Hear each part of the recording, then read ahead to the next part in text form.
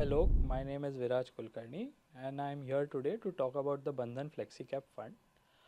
Flexi Cap is a category which is a go anywhere sort of a category. What do I mean by that? It's a core portfolio holding wherein there is no restriction on the large, mid, small cap weights in the fund, and there is no restriction on the style that the fund manager can adopt. The fund manager has full liberty to shift from a large cap focus to a mid cap focus or a small cap focus. So that is the nature of the fund. And now coming to a Bandhan Flexi Cap Fund, here what we have tried to do for this fund is make it a truly flexi, as in our mid and small cap weights in the fund will be quite variable. We have kept the limits from 20% at the bottom to 50% at the peak in terms of the weight in mid and small cap. Again, this weight is determined by a model. We have put in a model which uses 6 valuation metrics to determine the weight of mid and small cap versus large cap in the fund.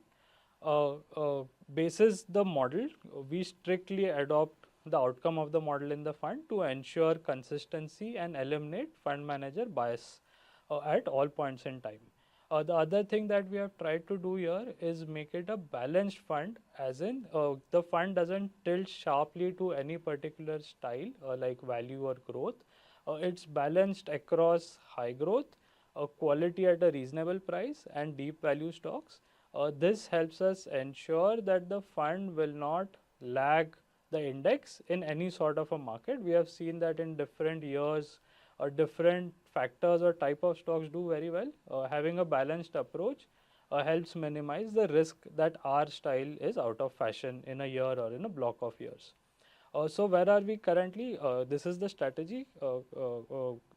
If we come to the current positioning of the fund, as per our model, mid caps and small caps are quite expensive when compared to Nifty or the large caps. So the model suggests that we be between the 20 to 25% range as far as the mid and small cap weight is concerned.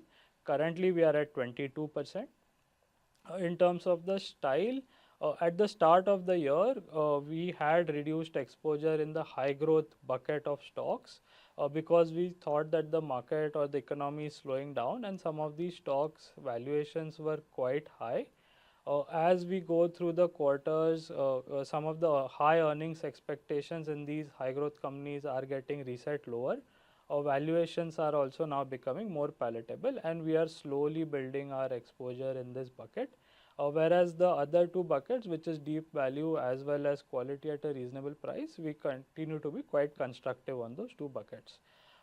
In terms of the strategy that we are adopting in the near term, the focus is on companies where fundamentals justify the valuation, because in this market we are seeing that some of the stocks and sectors are narrative driven and quite frothy. So the effort or the focus is 100% on valuation which is backed by fundamentals. And in that context, the sectors that we are bullish or overweight are financials, followed by IT. Financials would fall in the quality growth at a reasonable price bucket, whereas IT would fall in the deep value bucket after the correction seen over the last 6 months as such. The sectors we would be underweight would be capex or the capex oriented sectors. Valuations are quite high over there and growth seems to be coming off. In consumer, we would have a neutralist sort of a position. High valuation with some recovery in earnings is what we see over there. So net that is the fund positioning, and at the end of the day our endeavor is to generate consistent moderate outperformance. We are not looking to hit it out of the park, but to structure the portfolio in such a way that we are consistent and we can generate outperformance over sustained periods of time. So that's it from me. Thank you. Mutual fund investments are subject to market risks. Read all scheme related documents carefully.